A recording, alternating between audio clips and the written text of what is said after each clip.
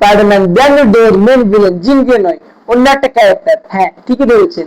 আপনার মনে হয়তো প্রশ্ন জাগতে পারে, জিম গ্রে ক্যারেক্টার যদি মেন ভিলেন না হয় তাহলে মেন ভিলেনটা কি? তাছাড়া জিম গ্রে মেন ভিলেন নয় না কেন?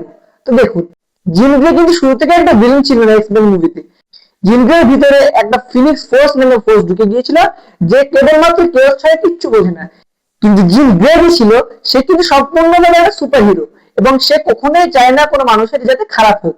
স্পাইডারম্যান ব্র্যান্ড নিউ ডে মুভির সেকেন্ড ট্রেলারের মধ্যে আমরা দেখেছি একটা সনিক ব্লাস্ট, যেটা পুরো শহরকে হিপনোটাইজ করে দিয়েছিল। এক্ষেত্রে যে পাওয়ারটা দেখানো হয়েছে নিঃসন্দেহে জিম গ্রের পাওয়ার, কিন্তু কিছু কিছু সিন আছে ট্রেলারের মধ্যে যেখানে দেখানো হয়েছে একটা ক্যারেক্টার একটা মানুষ থেকে অন্য মানুষের উপর জাম্প করছে। এই জাম্পটা কিন্তু জিম গ্রের অ্যাকচুয়াল পাওয়ারের মধ্যে পড়ে না। Gym grey kinetic blast, telepathy ইত্যাদি পাওয়ারকে কন্ট্রোল করতে পারে, কিন্তু এই একটা মানুষের থেকে অন্য মানুষের ভিতরে ঢোকার পাওয়ারটা জিম গ্রের কাছে ছিল না। এটা নিঃসন্দেহে ফক্সের কাজ। তাছাড়াও আমরা কিছু রিউমার শুনেছিলাম যে এর মধ্যে ফক্স একটা ভিলেনের রোলে থাকবে, কিন্তু সেটা কি মেন ভিলেন?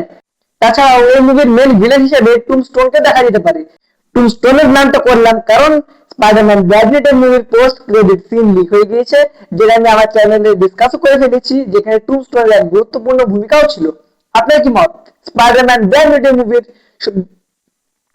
আপনার কি মত স্পাইডারম্যান ব্র্যান্ড এর মেন ভিলেন কি সেডি সিং এর ক্যারেক্টারটা, নাকি অন্য কেউ? আর যদি অন্য কেউ হয় তাহলে সেডি সিং এর ক্যারেক্টারটা কি সত্যি সুপার হিরো? কমেন্টে জানাবেন।